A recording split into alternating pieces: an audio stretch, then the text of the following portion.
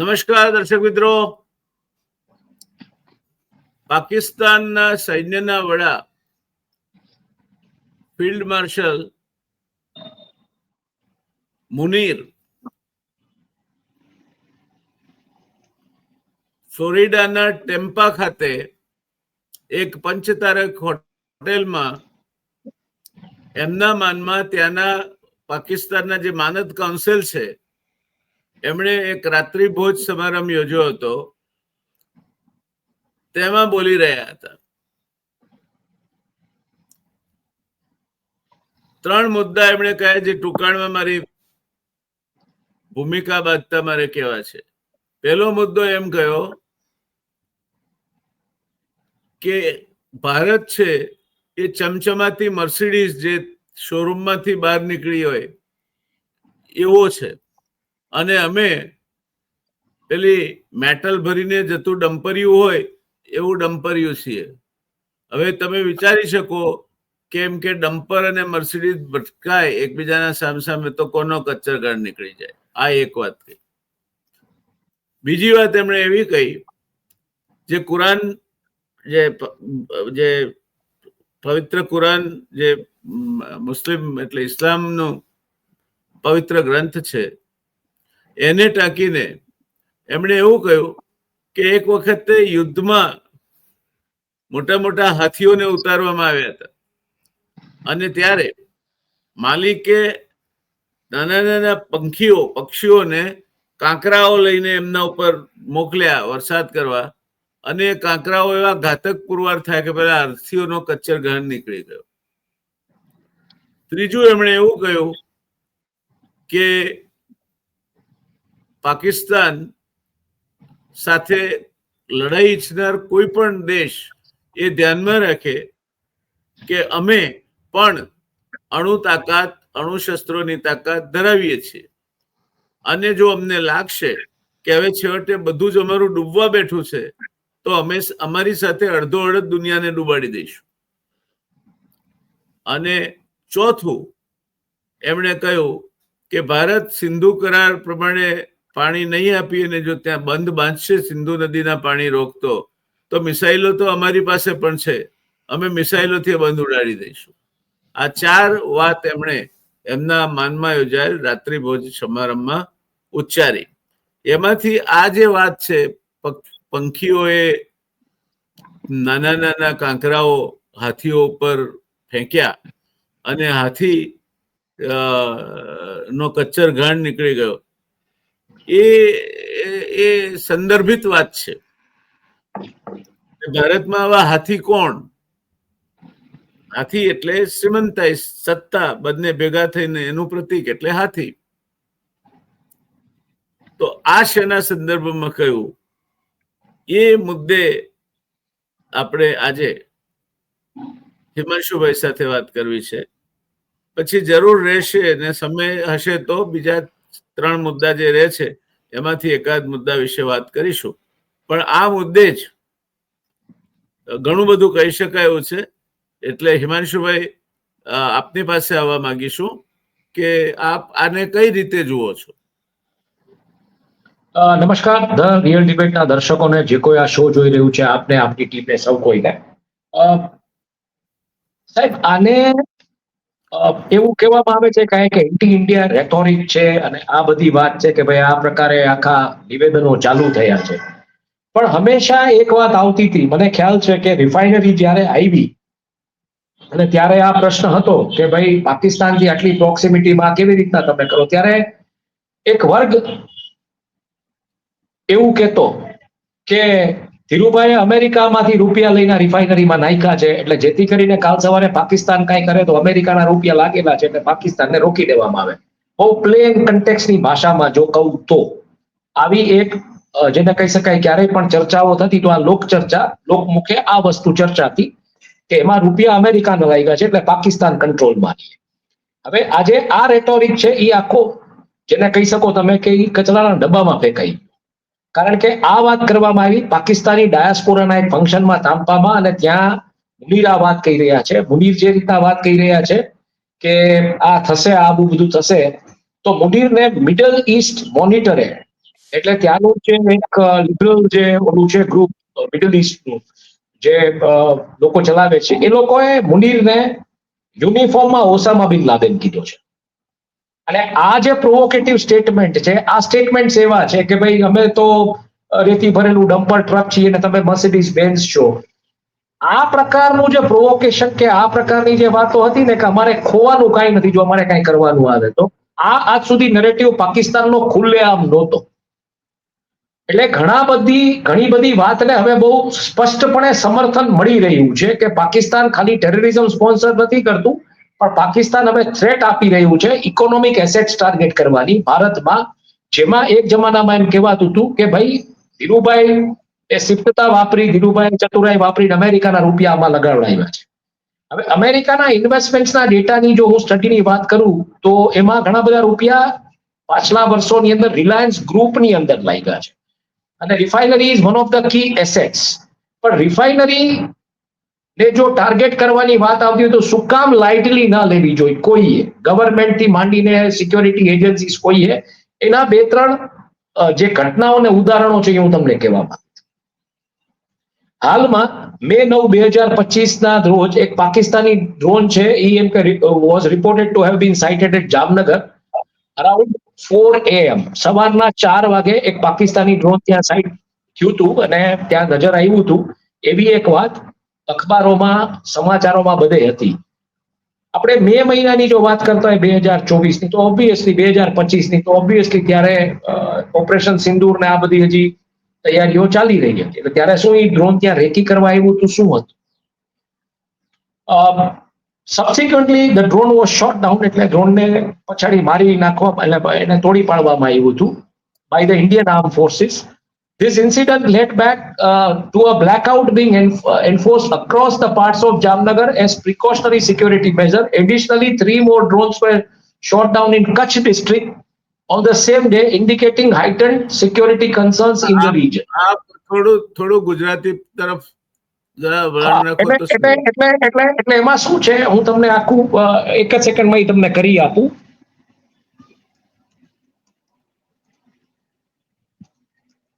દર્શક મિત્રો, આ જે ફિલ્ડ માર્શલ મુનીર છે એ અત્યાર સુધીમાં પહેલા એવા ફિલ્ડ માર્શલ અથવા પાકિસ્તાની સૈન્યના વડા છે જે મદ્રસામાં ભણ્યા છે. એટલે જે હિમાંશુભાઈએ કહ્યું કે એને કેટલાક લોકો ઓસામા બિન લાદેનની યુનિફોર્મ કહે છે, એનું આ કારણ છે કારણ કે એમને ફંડામેન્ટલિસ્ટ અથવા તો ચુસ્ત રૂઢિવાદી શિક્ષણ સંસ્થામાં, ધાર્મિક શિક્ષણ સંસ્થામાં એમણે પોતાની કેળવણી લીધી છે. પહેલા વડા છે પાકિસ્તાની લશ્કરના. જસ્ટ તમારી જાણ ખાતર. Over to you Himanshubhai again. હા, એટલે જે આ ડ્રોન જોવા મળ્યું હતું 4 વાગ્યાની આસપાસ 9 મે 2025ના દિવસે, એને આર્મ ફોર્સિસે તોડી પાડ્યું હતું ને એ જ દિવસે કચ્છમાં પણ 3 ડ્રોન જોવા મળ્યા હતા. એટલે આ નજીકના ભવિષ્યની જો આપણે વાત કરીએ, નજીકના ભૂતકાળની જો આપણે વાત કરીએ તો એમાં આ ઘટના થઈ હતી. અને આ બહુ સ્પષ્ટપણે ચિંતાનું મોજું ફરી વળ્યું હતું. આ ડ્રોન સ્પોટ થયા પછી આખા જામનગરમાં નિયરબાય એરિયાઝમાં બ્લેકઆઉટ ને બધું જાહેર કરવામાં આવ્યું. અને કેતન ઠક્કર જે ત્યાંના જે કલેક્ટર હતા એમણે પણ બ્લેકઆઉટની વાત કરી હતી. ઇન્ડિયન એરફોર્સની એક્સરસાઇઝ થઈ હતી અને પહેલી વખત રિફાઇનરી ટાર્ગેટમાં લેવામાં આવી. આમ તમે જોવા જાઓ, ઓપરેશન સિંદૂર છે એક એર વોરફેર હતું, એ ક્રોસ બોર્ડર વોર પણ નહોતો. આમ તમે જોવા જાઓ તો એ બોર્ડરને ટચ કરીને જે ટેરરિઝમ લોન્ચ પેડ હતા કે જે કાંઈ તો ડિસ્ટ્રોય કરીને આવી ગયાની વાત હતી. પણ એમાં આ પ્રકારનું એમ કે આખું વલણ જે આવ્યું કે તમારા એસેટ્સ અમે ટાર્ગેટ, રિફાઇનરી ઉપર ટાર્ગેટ કરવાની વાત કારગિલના યુદ્ધ વખતે નહોતી આવી, બાલાકોટ એર સ્ટ્રાઇક થયું ત્યારે નહોતી આવી, પણ પહેલી વખત આ વાત આવી રહી છે અને આ થયું હતું. ત્યાર પહેલા ફેબ્રુઆરી 2013માં રિફાઇનરી ઉપર એક અજાણતું ઉડતું ઓબ્જેક્ટિવ, એટલે એને યુએફઓ કહેવામાં, ત્યારે એને યુએફઓ તરીકે ડિફાઇન કરવામાં આવ્યું હતું કે અન્ય કોઈ હવાઈ વસ્તુ હોવાનું અનુમાન હતું અને એ જોવા મળ્યું હતું ને ત્યાંની સ્થાનિક પોલીસ અને સુરક્ષા એજન્સીઓએ એની તપાસ પણ કરવામાં આવી હતી. પરંતુ જે ફૂટેજ જે છે એ બહુ અસ્પષ્ટ હતું અને રડાર પર શોધ ન થવાને કારણે ઓબ્જેક્ટની પ્રતિકૃતિ જે હતી અનિશ્ચિત રહી હતી. આ ઘટના એટલે મને યાદ છે કે મેઘપર પોલીસ ચોકી ત્યાં છે રિફાઇનરીમાં, ત્યાં આ એફઆઈઆર લોન્ચ થઈ હતી.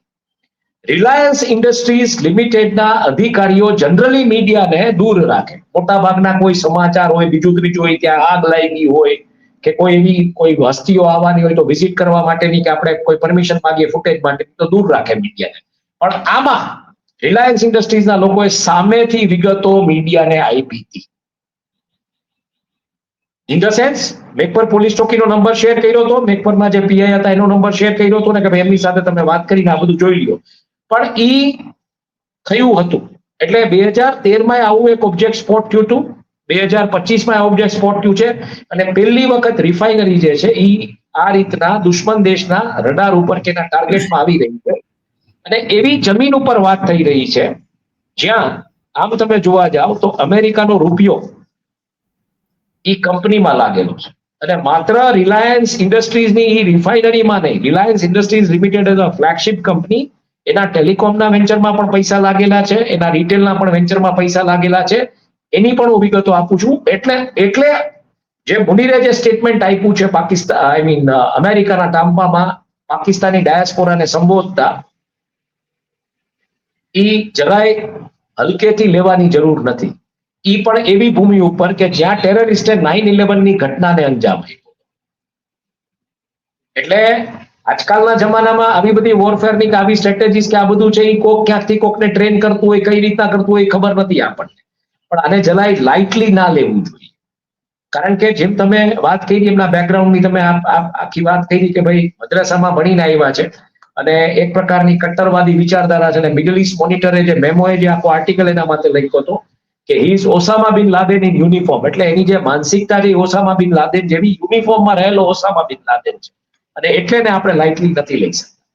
હવે સાહેબ આપણે વાત કરીએ કે જે પ્રકારના રિલાયન્સના જે જૂથમાં જે પ્રકારનું રોકાણ છે યુએસના આ તમામ ગ્રુપ્સ, અને આ ગ્રુપ્સ કેમ કાંઈ ન બોલ્યા, આ બહુ મોટો પ્રશ્ન છે. એટલે આ હું એક ડેટા તમારી સાથે બધા પોઈન્ટર શેર કરું છું.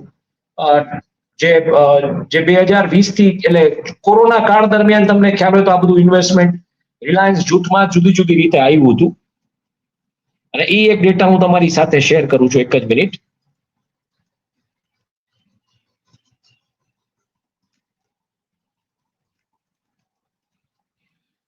હવે આમાં જે રોકાણ આવ્યું છે એટલે મુકેશ અંબાણી નેતૃત્વ હેઠળનું જે અંબાણીનું રિલાયન્સ જૂથ છે એમાં જે રોકાણ આવ્યું અને એમાં જે પેટા કંપનીઓ ખાસ કરીને જીઓ પ્લેટફોર્મ્સ છે, રિલાયન્સ રિટેલ છે, પછી બીજા અન્ય સાહસો છે.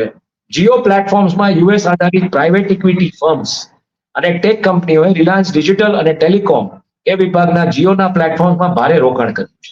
આમાં કઈ કઈ કંપનીઓ છે? તો સૌથી મોટું રોકાણકાર જે છે એ ફેસબુક છે. ફેસબુકે એપ્રિલ 2020માં $5.7 બિલિયન એટલે અંદાજે 43,574 કરોડ રૂપિયામાં 9.99% હિસ્સો જીઓમાં ખરીદ્યો છે, જે ભારતીય ટેક કંપનીનું સૌથી મોટું વિદેશી રોકાણ કહેવામાં આવી રહ્યું છે. રૂપિયા કેના હતા, ફેસબુકના જ હતા કે રૂપિયા કોકના હતા અને ફેસબુકના નામે આવ્યા છે એ આપણને ખબર નથી, એટલે એમાં આપણે નહીં પડીએ, પણ આ રોકાણ થયું છે. ગૂગલ જુલાઈ 2020માં 4.5 બિલિયન એટલે 33,737 કરોડ રૂપિયા 7.73% હિસ્સેદારી એને ખરીદી હતી અને સ્માર્ટફોન્સ વિકસાવવા માટેની ભાગીદારી જીઓ સાથે કરેલી હતી. અન્ય યુએસ રોકાણકારોમાં ઇન્ટેલ કેપિટલે 250 મિલિયનમાં 0.39% હિસ્સો ખરીદ્યો છે. કોલકોમ વેન્ચર્સ એમણે $97 મિલિયન 0.15% હિસ્સો ખરીદ્યો છે. વિસ્ટા ઇક્વિટી પાર્ટનર્સે $1.5 બિલિયન 2.32% હિસ્સો ખરીદ્યો છે. સિલ્વર લેક પાર્ટનર્સે $1.35 બિલિયન 2.08% હિસ્સો 2.08% હિસ્સો ખરીદેલો છે અને સહરોકાણકર્તા તરફથી વધારાના રોકાણ સાથે એવી પણ વાત છે. ટીજીપી કેપિટલે $600 બિલિયન 0.93% હિસ્સો ખરીદ્યો છે. જનરલ એટલાન્ટિકે $870 મિલિયન 1.34% હિસ્સો ખરીદ્યો છે. જીઓ પ્લેટફોર્મ્સ પર કુલ યુએસ રોકાણ 2020માં આશરે અંદાજે $9.9 બિલિયન, જે રિલાયન્સ ગ્રુપની કુલ પ્રાઇવેટ ઇક્વિટી અને વેન્ચર કેપિટલ ડીલ મૂલ્યનો 44% હિસ્સો ધરાવે છે. એટલે આમ તમે જોવા જાઓ તો $9.9 બિલિયન એટલે $990 કરોડ, જે રિલાયન્સ ઇક્વિટીની જે પ્રાઇવેટ ઇક્વિટીની જે આખી હિસ્સેદારી છે એમાં 44% હિસ્સો આમાં લાગેલો છે. અને જીઓ આમ તમે જોવા જાઓ તો એનું કોર એસેટ જે છે એ રિલાયન્સ રિફાઇનરી છે. રિલાયન્સ રિફાઇનરીના પૈસે જ બધી ધામધૂમ છે. ચાહે એન્ટિલાના લાઇટના બિલ હોય કે જે પણ કાંઈ હોય, તમે પ્રાઇવેટ જેટમાં ઉડો છો કે જે પણ કાંઈ આ 7% વાળો ધંધો છે એ એનું કોર રિફાઇનરી છે. હવે એ પરિસ્થિતિમાં આગળ આપણે જોઈએ તો રિલાયન્સ રિટેલમાં 2020માં કોણે ભાગીદારી કરી? યુએસ આધારિત રોકાણકારો ભારતની સૌથી મોટી રિટેલ ચેઇન રિલાયન્સ રિટેલ અને ફંડિંગ રાઉન્ડમાં બીજામાં ભાગ લીધો હતો. અને એમાં સિલ્વર લેક પાર્ટનર્સે $1.02 બિલિયન માં 1.75% હિસ્સો ખરીદ્યો હતો. ત્યારબાદ વધારાના $250 મિલિયન ઉમેર્યા હતા. KKR એન્ડ કંપનીએ $755 મિલિયન માં 1.28% હિસ્સો ખરીદ્યો હતો. જનરલ એટલાન્ટિકે $498 મિલિયન માં 0.84% હિસ્સો ખરીદ્યો હતો. અને રિલાયન્સ રિટેલમાં કુલ યુએસ રોકાણ 2020માં $6.4 બિલિયન એટલે $6.4 અબજ, $640 કરોડ એટલું નોંધવામાં આવ્યું.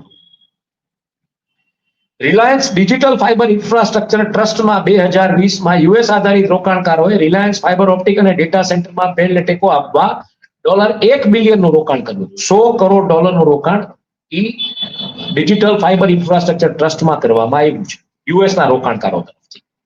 અન્ય રોકાણોમાં સીસીએમ ઇન્વેસ્ટમેન્ટ ગ્રુપ એલએલસીએ 2024માં પ્રથમ ત્રિમાસિક ગાળામાં યુએસ આધારિત ફર્મે રિલાયન્સ ઇન્ડસ્ટ્રીઝ એટલે રિલાયન્સ આઈએનસી, રિલાયન્સ ઇન્ડસ્ટ્રીઝથી અલગ પરંતુ સંદર્ભમાં રિલાયન્સ ઇકોસિસ્ટમનો ભાગ હોય એમાં 4,998 શેરો આશરે $1.43 બિલિયનમાં ખરીદ્યા. યુએસમાં રિલાયન્સ ઇન્ડસ્ટ્રીઝના અધિગ્રહણો સીધું રોકાણ નથી પરંતુ સંદર્ભ માટે સંબોધિત સેન્સોક ઇન્ડસ્ટ્રીઝ રિલાયન્સ ઇન્ડસ્ટ્રીઝે યુએસ આધારિત સૌર ઉર્જા સોફ્ટવેર કંપની 79.4% હિસ્સો $32 મિલિયન માં 225 કરોડમાં ખરીદ્યો. હેલ્થ એપ્લાયન્સ ગ્રુપ આઈએનસીમાં રિલાયન્સ ડિજિટલ હેલ્થ લિમિટેડે યુએસ હેલ્થ ટેક કંપનીમાં 45% હિસ્સો $10 મિલિયનમાં 85 કરોડમાં ખરીદ્યો. વેવટેક હિલિયમ આઈએનસીમાં રિલાયન્સ ફાઇનાન્સ અને ઇન્વેસ્ટમેન્ટ યુએસએ એલએલસીએ યુએસ હિલિયમ ની શોધની ઓલાવી જે કંપની હતી એમાં 21% હિસ્સો $12 મિલિયન માં ખરીદ્યો હતો, જે રિલાયન્સના ઓછા કાર્બન ઉર્જા વ્યૂહરચના સાથે ક્યાંક ને ક્યાંક સંકલિત સંરેખિત થાય છે. આરઈસી ગ્રુપ 2021માં રિલાયન્સે ન્યૂ એનર્જી સોલાર નોર્વે આધારિત આરઈસી ગ્રુપમાં યુએસમાં કામગીરી સાથે $771 મિલિયનમાં ખરીદ્યું હતું અને યુએસમાં 1 ગીગાવોટ સૌર મોડ્યુલ ફિઝિબિલિટીની યોજના સાથે આના પર કામ થયું. 2020માં કુલ યુએસ રોકાણ યુએસ આધારિત પ્રાઇવેટ ઇક્વિટી ફર્મ્સ અને સોવરિન વેલ્થ ફંડ્સે રિલાયન્સ ગ્રુપની કંપનીઓમાં મુખ્યત્વે જીઓ પ્લેટફોર્મ્સના Reliance Retail Digital Fibre Infrastructure ટ્રસ્ટમાં આશરે $17.3 બિલિયન નું રોકાણ કરેલું છે. આ રોકાણ તે વર્ષે રિલાયન્સના પીઈવીસી ફંડિંગનો નોંધપાત્ર હિસ્સો $17.3 બિલિયન એટલે $1,730 કરોડ નું રોકાણ અમેરિકાનું રિલાયન્સમાં છે. આ બધી કંપનીઓ અને રિલાયન્સે જે અધિગ્રહણો કર્યા છે યુએસમાં એની પણ વિગત. હવે આ પરિસ્થિતિમાં મુનીર જો ત્યાં જઈને આવી વાત કરે છે તો આ બધી કંપનીઓ અગેન ધ સેમ થિંગ કે રોસનેફ્ટ કેમ વિરોધ નથી નોંધાવતો? નહીં, મારે એ પહેલા આપને પ્રશ્ન એ પૂછવો હતો કે આપણે અમેરિકાનું ઇન્વેસ્ટમેન્ટ છે એવું કેમ ફોકસ કરો છો? ત્યાં રોસનેફ્ટની વાત આપણે કરી તો રશિયાનું રોકાણ પણ છે. હા, એટલે ઈ જામનગરની વાત છે પણ ઈ રિફાઇનરી ટાર્ગેટ કરવાની એટલે રશિયાની સાથે તો પાકિસ્તાન કોઈ દિવસ ચાઇનાને જે ક્રિંગ્સની આખી ધરી થઈ છે એમાં તો એ લોકો કંઈ કરી નહીં શકે. પણ એ ઓબ્વિયસલી આજે ટાર્ગેટ કરી રહ્યા છે જે રીતના. તો પ્રશ્ન મારો એ છે કે યુએસમાં જ્યારે આ ધમકી અપાઈ રહી હતી તો યુએસ ઇન્વેસ્ટર ગ્રુપ્સ આપણા ગૂગલના સુંદર પિચાઈ કે ફેસબુકના માર્ક ઝકરબર્ગ કે આ લોકોએ કેમ ક્યાંય એવી રજૂઆતો ના કરી કે ભાઈ આ કયા પ્રકારના ગાંડપણ વાળા સ્ટેટમેન્ટ્સ છે? એટલે કંઈક એવું રંધાઈ રહ્યું છે જે આપણને અત્યારે સમજ નથી આવી.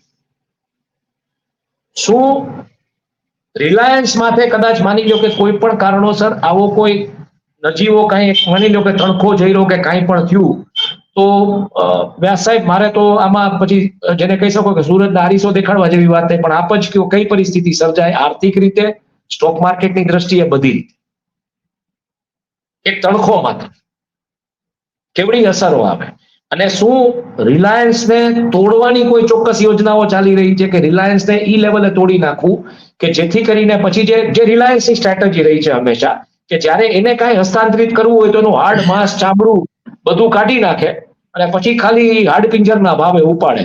એટલે આ જ રમત અત્યારે રિલાયન્સની સામે કોઈ રમી રહ્યું છે કે એનું હાડ માંસ ચામડું બધું ઉતારી આ એક આવું કરી તણખોનાનું આને ટોટલી ડેટમાં લઈ જાઉં ને પછી ડેટ જ ખરીદી લેવું, એવી કોઈની રમત ચાલી રહી છે. તો એવી રમત અત્યારે રિલાયન્સ સામે કોણ કરે? અમેરિકાના ઇન્વેસ્ટમેન્ટ સ્ટેજના રિફાઇનરીમાં આવ્યા એડીઆર જીડીઆર ના જે કાંઈ, અને ઈ ઇન્વેસ્ટમેન્ટ અત્યારે સ્ટેજ આઉટ થયા કોરોના વખતે. આઈ મીન આ બધી કંપનીઝમાં ન્યૂ એજ બિઝનેસીસમાં રિલાયન્સના, તો ક્યાંક રિલાયન્સે ડેફિનેટલી પોતાની રિફાઇનરી સિક્યોર કરવા માટે આ કર્યું છે જે પ્રોક્સિમિટીમાં છે. હવે ઈ જ એસેટ ઉપર ખતરો છે, અને ઈ એસેટ એવું નથી કે આ કોઈ નાનકડું રેફ્રિજરેટર હોય કે લઈને ક્યાંક બીજે મૂકી દીધું. આ it is a huge asset, અને જો એમાં સેન્ટિમેન્ટલી એઝ આઈ સેડ કે even if one spark could trigger waves worldwide, ઓઇલના ભાવે સ્પાઇક થાય, અને આ શું કરવા આપણે સાવચેતી ભર્યું કે આમાં શું કરવા આપણે ચર્ચા કરીએ છીએ, કારણ કે હોથી રિબેલ્સે સાઉદી અરબોની સાઇટમાં આવી રીતના જ હુમલો કર્યો આ જ પેટર્નથી, અને એ આખી દુનિયામાં સમાચાર બન્યા હતા, અને ઓઇલના ભાવ ત્યારે ઉપર ગયા હતા. એટલે મુનીર શું કે છે, બકવાસ કરે છે, એનામાં કોઈ ઓલું નથી. એના કરતા ઈ મેરિટ ને ઈ જે કાંઈ હોય એમાં મારે નથી પડવું, કારણ કે જો આપણે ઈ બાબતે વાત કરીએ તો વળી પાછા લોકો એમ કે આ તો ઈ પક્ષે વાત કરે. આપણે ઈ પક્ષાપક્ષીની વાત નથી કરવી, પણ ઇકોનોમિકલી આ કેવડી મોટી અસર કરી શકે એમ છે. અને જે રિલાયન્સની એક જમાનામાં સ્ટ્રેટેજી હતી કે કોઈનું હસ્તાંતરણ કરવું હોય તો એને ટૂંકમાં ટોટલી ખતમ કરી નાખે. જે રીતની વાત આવી રહી છે કે જ્યારે લોકો હોટલના વેન્ચરના બિઝનેસમાં આવ્યા પછી એ લોકોને જરૂર હતી લિકર બ્રાન્ડની અને એવિએશન બ્રાન્ડની, તો જે કાંઈ રમતો થઈ વિજય માલ્યાની સામે, અને વિજય માલ્યાનો જ્યારે પોડકાસ્ટ આવ્યો 4 કલાકનો, ત્યારે બહુ ક્લિયરલી ઇન્ડિકેટિવ થઈ ગયું હતું કે જે લોકોએ વિજય માલ્યાને બરબાદ કરવાનો પ્રયત્ન કર્યો વિજય માલ્યાને ક્યાંક કોક સ્ટેન્ડ આપી રહ્યું હતું કે ભાઈ તું તારો પક્ષ મૂક, અને વિજય માલ્યા એનો પક્ષ એની રીતે મૂક્યો આખો. તો ક્યાં હવે ઈ રમત પાછી રિલાયન્સની સામે ટ્રિગર થઈ રહી છે કે તમારું હાડ માંસ ચામડું લોહી બધું કાઢીને તમારી હાડપિંજર વેલ્યુ ઉપર તમને ઉપાડવા. જો આ થઈ રહ્યું હોય તો આ ખતરનાક છે, ને આ કોણ કરી રહ્યું છે આ બહુ મોટો પ્રશ્ન છે. આપણને ખબર નથી કોણ કરી રહ્યું છે, પણ અમેરિકાના રોકાણકારોમાંથી ક્યાંયથી અવાજ નથી આવતો કે ભાઈ આ કયા પ્રકારનું ગાંડપણ છે, તમે આને બેન કેમ નથી કરતા, આવા સ્ટેટમેન્ટ આવીને અમેરિકન સોઇલ ઉપર કેમ મારી જાય. આજે આવું કોઈ સ્ટેટમેન્ટ માની લ્યો કે કોઈ ભારતના કોઈ નેતાએ કે કોઈએ માર્યું હોત ત્યાં કે કરાચી રિફાઇનરી ઉપર હુમલો કરીશું કે આમ, તો કેવો હોકાર ને દેકારા થઈ ગયા હોત. આ કેમ? એટલે રોકાણકારો, એટલે હું જે પેટર્ન સમજવા માંગુ છું ને સાહેબ ઈ છે કે નામ રોકાણકારોનું છે. એક મિનિટ, એક વસ્તુની સ્પષ્ટતા હું કરી લઉં કે આપ જે મુનીરે વાર્તા કહી પક્ષીઓને હાથીની, એના ઉપરથી આપની સ્ટોરી ડેવલપ કરી રહ્યા છો. એને ક્યાંય રિલાયન્સ સામે કોઈ ઈશારો કર્યો નથી. એને જે વાત કરી છે, જે ઈ સ્ટોરીમાં જેને મુકેશ અંબાણીનું જે કેરિકેચર મૂક્યું હતું, અને ઈ જે વાત આવી હતી, જે જયપુર ડાયલોગ છે ને ઇન્ડિયન ડિફેન્સ અપડેટ કરીને જેને સૌથી પહેલા ટ્વીટ કરી, એટલે ક્યાંક આઈ થિંક એ લોકોને ખબર છે કે શું થઈ રહ્યું છે. બરાબર છે. એને ઇનડાયરેક્ટલી જે ઈશારો કર્યો છે ને ઈસ્ટ થી વેસ્ટ ની ટાર્ગેટની જે આખી સ્ટ્રેટેજી બનાવી છે, અને ઈ જે એને ત્યાં રિવીલ લોજિકલી છે, કારણ કે નાઉ દે હેવ સ્ટાર્ટેડ કનેક્ટ. હવે એ લોકો બાંગ્લાદેશ સાથે ક્લોઝ થવા માંડે છે, અને બાંગ્લાદેશના અત્યારના એક્ટિંગ પ્રેસિડેન્ટ છે, એણે સેવન સિસ્ટર્સ ને લપેટમાં લેવાની વાત કરી છે, મોહમ્મદ યુનુસે. એટલે ઇટ મેક્સ સેન્સ. એને આ બાંગ્લાદેશ નેક્સસ ઉભું કરવા માંગે છે, અને બાંગ્લાદેશને પોતાના સાથે રાખીને 2 મોરચે ભારતે લડવું પડે તે પ્રકારની પરિસ્થિતિનું નિર્માણ કદાચ કરવા માંગવાનું એ કોઈ પણ વ્યૂહાત્મક વિચાર કરતો હોય ભારતના સામે તો સ્વાભાવિક કરે તો ભારતે 3 મોરચે અત્યારે લડતું કરી શકાય. હું નથી માનતો ચીન ખુલીને ડાયરેક્ટ સીધું પોતે લડાઈમાં આવે, કારણ કે ચીનનો ભારત મોટામાં મોટો ટ્રેડિંગ પાર્ટનર છે. એટલે ચીન ભારત સામે સીધું લડાઈમાં આવે એ શક્યતાઓ નથી જોતો. પાછળ પડદા પાછળથી બધું જ કરે કદાચ, પણ સીધું તો નહીં આવે. અને હમણાં શાંઘાઈ કોર્પોરેશનના મિટિંગમાં પણ આપણા પ્રધાનમંત્રી શ્રી જવાના છે. ચીન સાથેના સંબંધો પ્રમાણમાં પહેલા હતા એના કરતા આપણા વધારે નજદીક થવા તરફ જઈ રહ્યા છે એવું લાગે છે. અને ચીનને પણ હમણાં અમેરિકનની એક યુનિવર્સિટીના પ્રોફેસરે જેફરી સેશ એનું નામ છે, જેફરી સેશે કહ્યું છે કે ભારતને ચીન સલામતી સમિતિમાં કાયમી સભ્ય થવા માટે ટેકો આપે અને ભારત, ચીન અને રશિયાનું એક ગઠબંધન બને તો એ ગઠબંધન સફળતાપૂર્વક અમેરિકાનો સામનો કરી શકે અને એ તરફ લઈ જવા માટેની જે ટ્રમ્પની નીતિ છે એની એને ટીકા કરી છે જેફરી સેશે એના પોતાના વક્તવ્યમાં. એટલે એ પરિસ્થિતિ ઊભી થતી એના મત પ્રમાણે. અને he is a very well studied person on the Southeast Asia and Indo-China matters.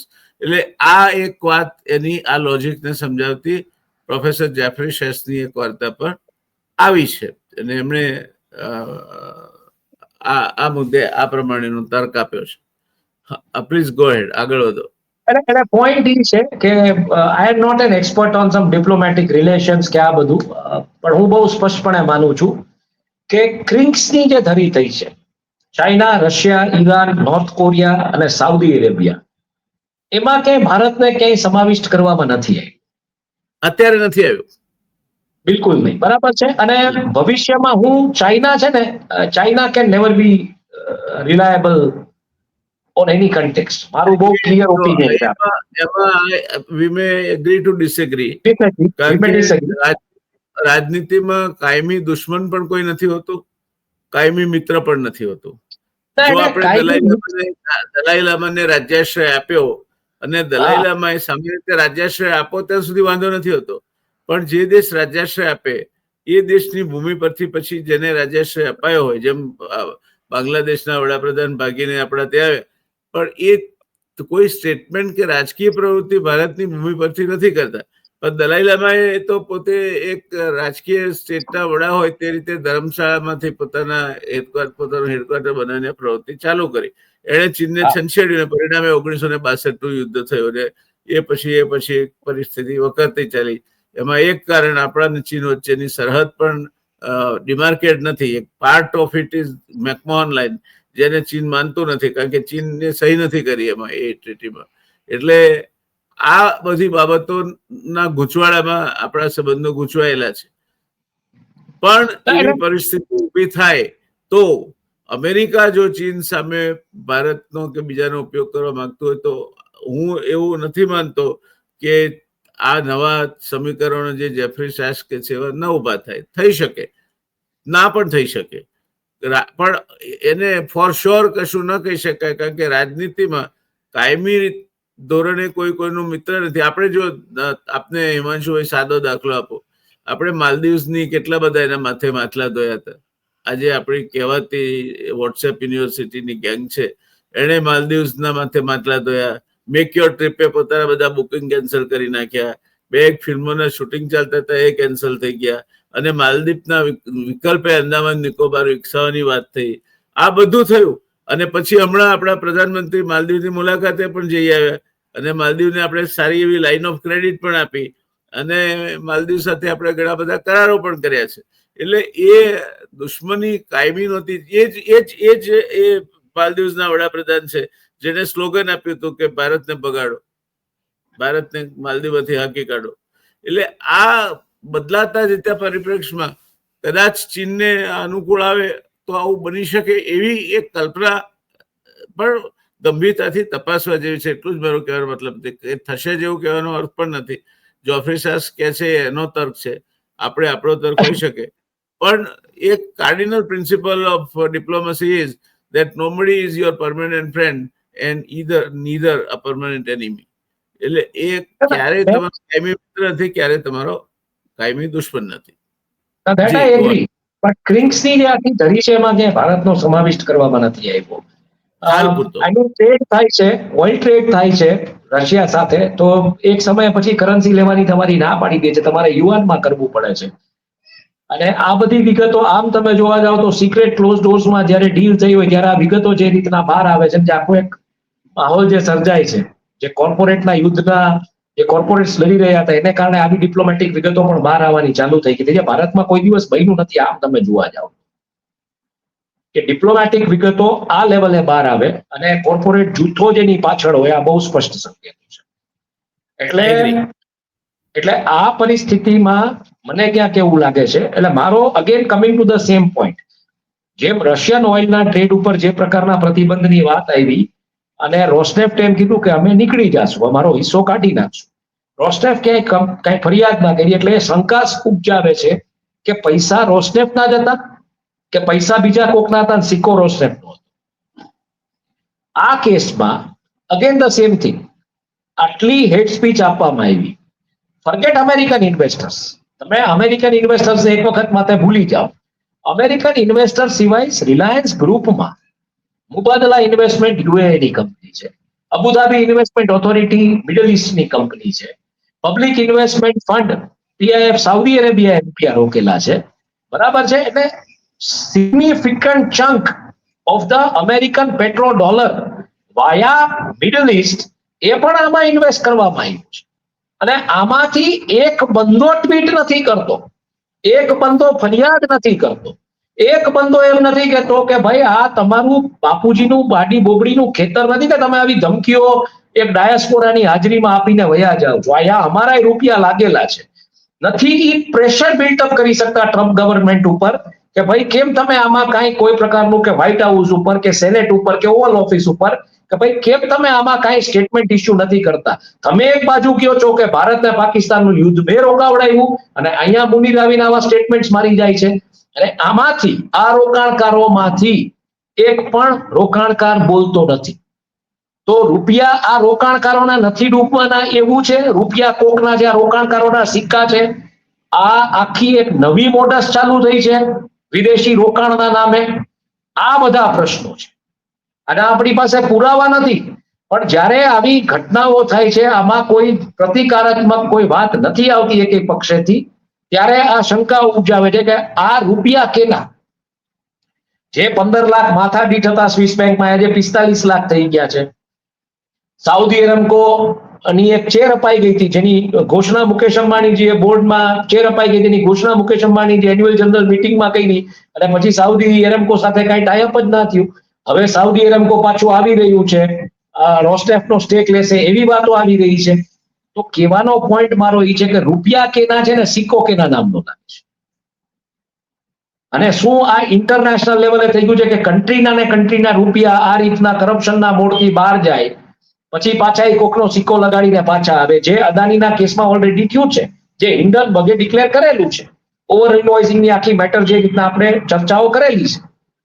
તો શું આ જ સ્ટ્રેટેજી ભારતના કોર્પોરેટ્સ અપનાવી રહ્યા છે?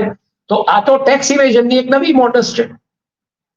મારો પ્રશ્ન એટલો જ છે, સુંદર પિચાઈએ કેમ ટ્વીટ ના કરી, માર્ક ઝકરબર્ગે કેમ ટ્વીટ ના કરી, આટલા મિડલ ઇસ્ટના ઇન્વેસ્ટમેન્ટ ઓથોરિટીઝ કે કોઈએ કેમ ટ્વીટ ના કરી, કોઈએ કેમ ઓવલ ઓફિસ કે સેનેટ માટે પ્રેશર બિલ્ડ ના કરી? આપની એ વાત સાથે સંમત થાઉં છું કે કંઈક એવું છે કે જે આપણે સમજી શકતા નથી અને કંઈક એવું છે જેમાં મુનીર ઈશારામાં હાથી અને પક્ષીઓની વાત કરી અને મુકેશ અંબાણી ઉપર તીર તાકે છે. અને સરવાળે આ 4 મુદ્દા જે એમણે કહ્યા તે ચાર મુદ્દા એક યા બીજી રીતે ભારતને કેમ ભીસમાં મૂકવું તેને લગતી વાત છે. કારણ અમે અણુશક્તિ છીએ, તમે અણુસત્તા છો, અમે અણુસત્તા છીએ. તમે જો સિંધુ પર બંધ બાંધશો તો અમારી પાસે મિસાઇલ છે, અમારે મિસાઇલ થઈ નથી રહ્યા, એમનું શાહીન મિસાઇલ છે. આપણે જેમ મિસાઇલ વિકસાવ્યું છે એમણે પણ વિકસાવ્યું છે. તો અમે મિસાઇલથી તમારા બંધને ઉડાવી દઈશું. જો કે બંધ ઉડી જાય તો એ વોટર કેનન જે છૂટે એનો ભોગ પાકિસ્તાનમાં લેવાય, એ એને સમજણ પડતી હશે કે નહીં પડતી હોય એ 2 નંબરની વાત છે. પણ આપણને જો બીક લાગતી હોય કે ચીન દુનિયાનો મોટામાં મોટો બંધ બ્રહ્મપુત્ર નદી પર વાધી રહ્યું છે અને એનો ઉપયોગ ભારત સામે એક મોટા હથિયાર તરીકે થશે, તો અહીંયા એ મુનીર માને છે એવું થઈ જાય અને પાકિસ્તાન બિલકુલ ઉજરડો પડ્યા વગર એમાંથી છટકી જાય, એવું કશું થાય નહીં. એટલે એ શક્યતા નથી. ત્યાં પછી ત્રીજો મુદ્દો એને જે કહ્યો એ મર્સિડીઝ અને ડમ્પરનો કહ્યો, એ મારા મત પ્રમાણે બ્રેવાડો છે કે અમારે શું પેલું આપણે ગુજરાતીમાં કહેવત છે ને હિમાંશુભાઈ કે મળદા ઉપર વીજળી પડે તો શું નુકસાન થવાનું હતું, એ વાત એને આ ડમ્પરીઓ અને મર્સિડીઝ ટકરાય તો શું થાય એ મુદ્દે કહી. અને છેક નોર્થ ઇસ્ટ થી માંડીને વેસ્ટ સુધી અમે બધું આવરી લઈશું હવે જો લડાઈ થશે તો, એ વાત કહી. આ બધી જ વાતો એ તર્કસંગત છે કે એક સૈન્યના વડા તરીકે જે માણસ એક જલદ મિજાજ ધરાવે છે, તમે બહુ એપ્ટ કોટેશન લઈ આવ્યા છો કે ઓસામા બિન લાદેનની યુનિફોર્મ, તો એ માણસ પાસેથી આ પ્રકારની પ્રતિક્રિયાની જ અપેક્ષા રાખી શકાય અને એણે કર્યું છે. એટલે એ બધી વાત તો આપણે સમજી શકીએ તર્કસંગત છે. વાત આ રિલાયન્સ રિફાઇનરીની જે આપ કહો છો, અત્યાર સુધી કોઈ દિવસ એના ઉપર ક્યારે કોઈ આંચ આવી નથી અને ક્યારે એ કોઈ વિવાદનું કેન્દ્ર બન્યું નથી. પહેલી વખત કદાચ મુકેશ અંબાણી અને એમનું ઔદ્યોગિક સામ્રાજ્ય મુનીરના મગજમાં કઈક જુદા જ કંપનો જમાવી રહ્યું છે. એટલે એનું એપિસેન્ટર ક્યાં છે તે શોધવું રહ્યું, જન્માવી રહ્યું છે. અને સાહેબ ઇન્ટરેસ્ટિંગ મુદ્દો એ છે કે આ બધી થ્રેટ્સ છે ને આવી રહી છે એવા સમયે જ્યારે રિલાયન્સે બ્લેકરોક સાથે ટાઈઅપ કર્યું છે. અને BlackRock is one of the most notorious groups worldwide, બધાને ખબર છે ફિનાન્શિયલ માર્કેટમાં જે રીતના હારાકીરી કરે છે.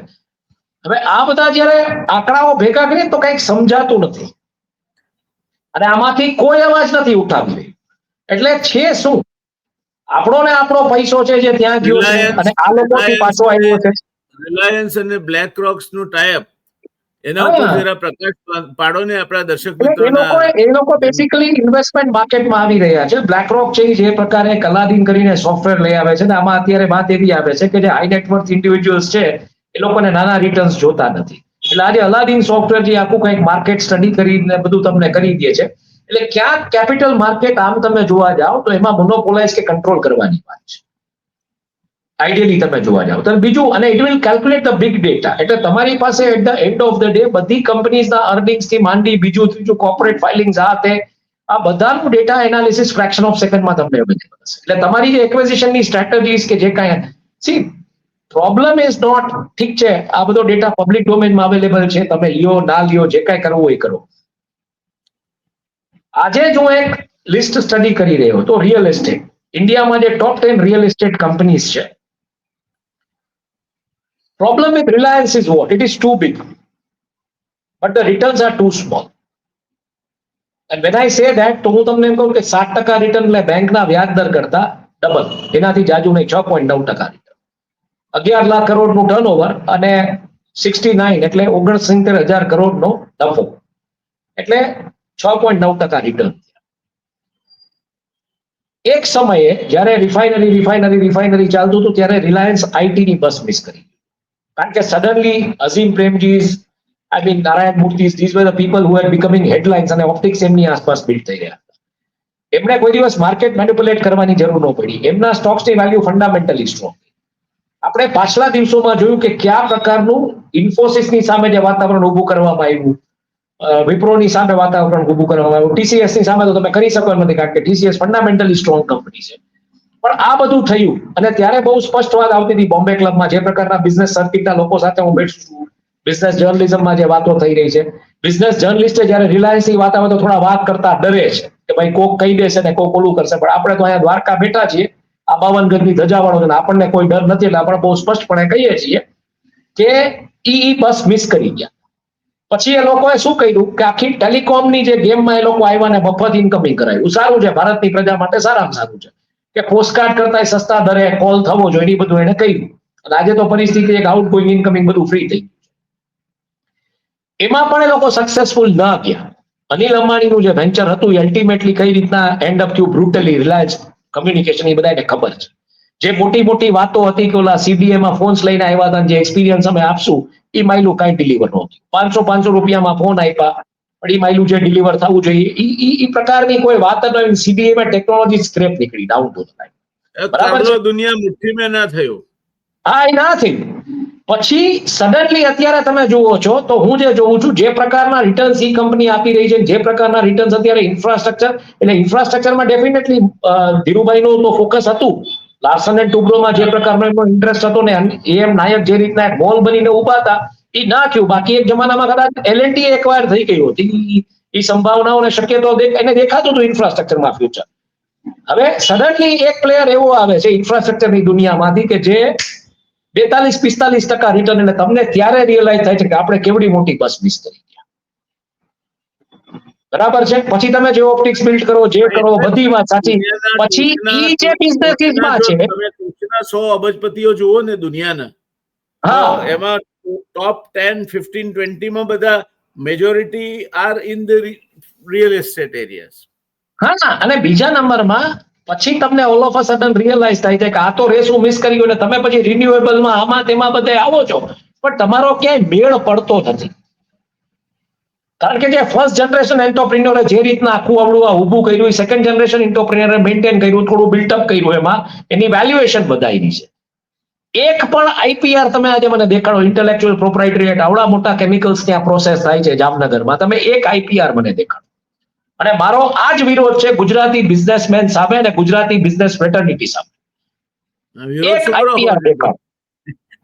એટલે તમે ઇનોવેશનને તમે પ્રમોટ નથી કરતા, રિસર્ચ એન્ડ ડેવલપમેન્ટમાં તમે રૂપિયા નથી નાખતા, રિસર્ચ એન્ડ ડેવલપમેન્ટ તમે ખર્ચા તરીકે લઈ લ્યો છો, રેવન્યુના 8-9% જે બધી ફાર્મા કંપનીઓ, પછી જેનરિક દવાઓ બનાવો છો, ડાય કસાઈ જાય ત્યાં સુધી તમે બધું વાપરો છો, મર્સિડીઝ બેન્ઝ ફેરવો છો, મેબેક ફેરવો છો, ફેન્ટમ ફેરવો છો, શેર હોલ્ડર્સને બાબાજી કા થુલ્લુ આપો છો, અને પછી એક સમય એવો આવે કે પછી ડીલિસ્ટ કરી નાખો છો કંપની. નફો તમે ખાઈ જાઓ છો પબ્લિકના રૂપિયે બધું ભેગું કરીને. આ એક સિસ્ટમેટિક લૂંટ છે. આ કોઈ સમજતું નથી, પણ આ એક સિસ્ટમેટિક લૂંટ છે. અને ક્યાંય પણ તમે જાઓ, ગુજરાતી બિઝનેસીસમાં ઇનોવેશનને ક્યાંય જગ્યા છે નહીં. ટુ એન એક્સટેન્ટ કદાચ હું કહું તો સિમ્ફની ગ્રુપે જે રીતના જે ઓલા શું કહેવાય, ઓલા કુલર્સ, એર કુલર્સમાં જે ડિઝાઇન માટે જે કર્યું છે, હા, અને અરવિંદ ગ્રુપે અમુક જે IPR લીધા છે, જે લાયસન્સીસ લીધા છે ફેશનના ને એના. બાકી તમે મને એક ગ્રુપ દેખાડો. અરવિંદ ગ્રુપનો જરા અનુકૂળતા અભ્યાસ કરવા જેવો છે કે કેટલી વખત એમણે રીસ્ટ્રક્ચર કરાવ્યું છે. હા, એટલે પોઈન્ટ ટેકનોલોજી ચૂકી છે. હા, એટલે પોઈન્ટ એ છે નેતૃત્વ નીચેના આ ગ્રુપે બેંકો સાથે કેટલી વખત સેટલમેન્ટ ને રીસ્ટ્રક્ચર કર્યું છે. આપણે કરશું, આપણે ચોક્કસ કરશું. એટલે પોઈન્ટ એ છે કે ક્યાંક જો ઇનોવેશનની કોઈ વાત આવતી હોય તો આ બે જગ્યાએ છે. બાકી ક્યાંય ઇનોવેશન તમને બ્રાન્ડિંગ રીબ્રાન્ડિંગ નથી થતું, પેકેજિંગ એનું ઈ હોય છે. એટલે તમે ઇનોવેશનમાં તો તમે ભૂલી જ જાઓ, એના જેવી પરિસ્થિતિ છે. અને એમાં પછી તમને સડનલી રિયલાઇઝ થાય કે કોઈક નવો પ્લેયર આવી ગયો ને આપણે બસ મિસ કરી ગયા. પછી તમે એ સોલારની પેનલો બનાવવાનો ધંધો કરો, ફ્યુલ સેલ બનાવવાનો, તોય તમારે ક્યાંય ભેગું ન થાય. અને પછી અલ્ટિમેટલી તમે બધા એના રૂપિયા લઈ આવીને નખાવડાવ્યા, બધું કર્યું, એટલે ધંધો ભાડા પટ્ટે ચડાવી દીધો છે. શેર હોલ્ડર્સને આનો ફાયદો નથી, ડાઉન ટુ ધ લાઈન. અને એમાં આ થ્રેટ્સ, અને તમારું જે જૂનું મોડલ હતું કે સામેવાળાના હાર્ડ માંસ ચામડા ઉતારી અને હાડપિંજરના ભાવે ખરીદવો, ઈ મોડલ હવે કોક તમારી યારે રમી રહ્યું છે. કોણ રમી રહ્યું છે ખબર નથી, પણ કોક રમી રહ્યું છે. રિલાયન્સ ગ્રુપની આપણે વાત કરીએ તો એક વસ્તુ તો હું કહીશ હિમાંશુભાઈ, કે ધીરુભાઈ અંબાણી એની એક મોટી તાકાત એના શેર હોલ્ડરો હતા. એણે એના શેર હોલ્ડરને હંમેશા ખુશ રાખ્યા છે, અને શેર હોલ્ડરોને પણ એમાંથી એને કન્વર્ટેબલમાંથી શેર આપ્યા, ડિબેન્ચર કર્યા, આ કર્યું તે કર્યું. એ બધામાં ધીરુભાઈનો એક જ લક્ષ્યાંક રહેતો, કારણ કે મારે ઘણી વખત એમની સાથે ચર્ચા થતી, તો એમનો એક જ લક્ષ્યાંક રહેતો કે હું શેર હોલ્ડરને, મારા શેર હોલ્ડરને હું નારાજ નહીં કરવા માંગુ. હવે આ જે ધીરુભાઈનું જે કેન્દ્ર સ્થાને હતું, એ અનિલભાઈ તો ચૂકી ગયા. મુકેશ અંબાણી સિમ્સ ટુ બી પેલો અમદાવાદના જે જૂની જમાનાની મિલોના શેઠિયાઓ જેમણે આગળ કઈ સુધારા વધારા ન કર્યા અને પરિણામે એક પછી એક નામો અદ્રશ્ય થતા રહ્યા. જયારે ટેક્સટાઇલ મિલ્સની મંદી આવી ત્યારે બધા આકાશ મુકેશ અંબાણીને હું એ કેટેગરીમાં મૂકું છું. Mukesh Ambani is a conservative person exactly who has inherited the same kind of a textile syndrome mentality. એટલે સાહેબ આને બહુ લાંબુ આમાં મારો તો પર્સનલ અનુભવ છે. હું તમે જેમ કીધું મારો પર્સનલ અનુભવ હું તમને શેર કરું કે પીડીપીયુ ના લેક્ચર લેવા મુકેશભાઈ અંબાણી આવે, એમ આખું લેક્ચર સ્ટડી કરી અમને એમ થાય કે કદાચ ઓઇલના કોઈ આઉટલુક વિશે વાત કરશે, ગ્રોસ રિફાઇનિંગ માર્જિન્સ વિશે વાત કરશે, કાંઈ બોલે નહીં. અમે બાઇટ લેવા જાય તો અમને કાઢી મૂકવામાં આવે. છેલ્લે મેં સોમનાથમાં એમના અમુક સોશિયલ મીડિયામાં જે ફોટોગ્રાફ જોયા, રાજકોટમાં ગનના લાયસન્સ જે લોકો વેચતા હોય પત્રકારો અને એન્ટરટેનમેન્ટના લાયસન્સમાં દલાલી લેતા હોય એવા પત્રકારો સાથે મુકેશભાઈના ફોટા હતા.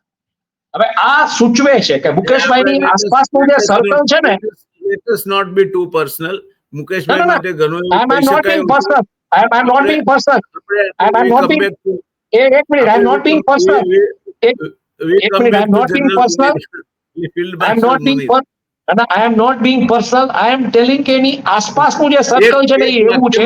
એક વાક્યમાં હું તમને કહું હિમાંશુભાઈ, મુકેશભાઈ માટેનું મારું અસેસમેન્ટ એવું છે કે મુકેશભાઈ is one person who believes કે money speaks louder than anything else. એટલે મારી પાસે પૈસો છે એટલે હું બધું જ ખરીદી શકું છું. આ ખરીદ વેચાણ સંઘ ચલાવવાની આવડત એમનામાં મોટી છે અને અત્યાર સુધી એમાં સફળ રહ્યા છે, પણ આગળ જતા નહીં રહે. ના, એટલે એના એક ડિફરન્સ છે. ઓલ્ડ સ્કૂલ જે હતી ધીરુભાઈની, એની આસપાસના જે લોકો હતા એ આખી એક જુદી સ્કૂલ હતી, અને અત્યારે જે લોકો છે મુકેશભાઈની આસપાસ એ જે સ્કૂલ છે આખી જુદી સ્કૂલ છે. આટલો જ ફરક છે. મુકેશભાઈ અને ધીરુભાઈમાં જો હું સ્ટડી કરું તો આ ફરક છે. એના ટ્રેડ્સ તમને અનિલ અંબાણીમાં જોવા મળે છે ધીરુભાઈના. He is again surrounded by that old school. એટલે ઇવન આ પરિસ્થિતિમાં he has survive. Anil Ambani જે પરિસ્થિતિમાંથી પસાર છે તેમાં સર્વાઈવ થવાનું કારણ એકમાત્ર આ છે કે એની આસપાસનો જે વર્ગ છે, વર્તુળ છે, આખું જુદું છે, અને આની આસપાસનું જે વર્તુળ છે આખું જુદું છે. સાચી વાત છે. But let us close it up in that on that note કે ભાઈ જે કાંઈ છે, but point is that this cannot be taken lightly. I am asking you a straight question. જી, શું હું એ કહેવામાં સાચો છું કે કદાચ પહેલી વાર રિલાયન્સ ઉપર યુદ્ધ જો થાય તો આપત્તિના વાદળો ઘેરાઈ રહ્યા છે? બિલકુલ બિલકુલ. અને એ જ મેં કીધું, એક સ્પાર્ક ખાલી કઈ પ્રકારની પરિસ્થિતિ કરે. સાહેબ તમે ઇકોનોમી આટલી વ્યવસ્થિત રીતે સ્ટડી કરો છો અને તમારા ડીઆઈએસ ને બધું કુશન કરવાનો પ્રયત્ન કરે, પણ એ જે ઇમ્પેક્ટ આવશે એ બહુ હોરિફિક. એટલે કંપની લેવલે તો ઇમ્પેક્ટ જોરદાર હશે, અને પછી ત્યારે જે સ્ટોરીઝ બહાર આવશે ને એ એવી હશે, ડેમેજિંગ સ્ટોરીઝ હશે. જી, એ બહુ ડેમેજિંગ સ્ટોરીઝ હશે. જી, થેન્ક યુ હિમાંશુભાઈ. આશા રાખીએ આપણે કે જનરલ મુનીર અને ફિલ્ડ માર્શલ મુનીર થઈ ગયા છે હવે તો ફિલ્ડ માર્શલ મુનીર સાચા ના પડે. ફિલ્ડ માર્શલ મુનીર ની જે બિલકુલ એપ્ટ લેવલ એને આપવામાં આવ્યું છે કે ઓસામા બિન લાદેનની યુનિફોર્મ, એની સાથે પૂર્ણતયા સમજ છું, અને એ બાબતે ભારતે ચોકન્ના રહેવું જોઈએ. કારણ કે તમારો ગળો ભરેલો છે તો ફૂટશે. એને આ મર્સિડીઝ વાળી કમ્પેરિઝન બહુ સાચી કરી છે. આમાં કઈ થાય તો નુકસાન ત્યાં થવાનું નથી, નુકસાન અહીં થવાનું છે. આજે જે વોટ્સએપ યુનિવર્સિટીના તે જ બહાદુરો છે ને, એમને એ સમજવું પડશે કે આ મર્સિડીઝ અને ડમ્પરિયા બે વચ્ચે અથડામણ ન કરાય, અને મર્સિડીઝ ને ડમ્પરિયા વચ્ચે અથડામણ કરી અને અહીંથી ધમકીઓ ઉચ્ચારવાનો કોઈ અર્થ નથી. એ વાત અને આપણું સક્ષમ છે. We have one of the finest armies in the world. આપણે ક્યાં એના બદલે આ બધા લવારા કરવાની જરૂર છે? પણ સૌથી મોટો પ્રશ્ન કે મુનીર ત્યાંની પબ્લિકના માઇન્ડસેટમાં, પાકિસ્તાન ડાયસ્પોરાના માઇન્ડસેટમાં એ વસ્તુ ટ્રિગર કરી રહ્યો છે કે કદાચ આપણે લડવાનું થાય તો આપણે ખોવાનું કાંઈ નથી. અને આ સેન્ટિમેન્ટ ખતરનાક છે. આ સેન્ટિમેન્ટ ખતરનાક છે. આજે છે ને આ સેન્ટિમેન્ટ અલ કાયદા, ISIS આમાં આ સેન્ટિમેન્ટ છે કે જે અમે તો ગજેડા ઉપર ફરીએ છીએ એના જેવી વાત છે. સમજો તમે મારો પોઈન્ટ. ખોવાનું તમારે છે, રાઈટ? આ સેન્ટિમેન્ટ આ પાકિસ્તાનની લીડરશિપમાંથી કોઈ દિવસ આવા સ્ટેટમેન્ટ નથી. પહેલી વખતે પાકિસ્તાનની હાઈ લીડરશિપ. યસ. ધન્યવાદ. ખૂબ સરસ ચર્ચા રહી. દર્શક મિત્રો, તમને પણ મજા આવી હશે. આવી ચર્ચા સાથે ફરી પાછા આગળ મળતા રહીશું. ખૂબ ખૂબ આભાર. ધન્યવાદ. આવજો. હિમાંશુભાઈ, આપનો પણ ખૂબ આભાર. આપે Thank you. સમય ફાળવ્યો અને સરસ મજાની વાતો આપે કરી, જે ભાગ્યે જ મને લાગે છે કે કોઈ એક જગ્યાએથી, કોઈ એક અખબારમાંથી, કોઈ એક ફાઇનાન્શિયલ મેગેઝિનમાંથી, કોઈ એક ફાઇનાન્શિયલ પબ્લિકેશનમાંથી મળી શકે. International panorama interpreted, brought to India and interpreted specifically in the context of the largest group in India. I think it was great, of great interest. અને આપનો જેટલો આભાર માનીએ તેટલો ઓછો છે. My thanks to you and appreciations. Thank you. Thank you very much. આવજો.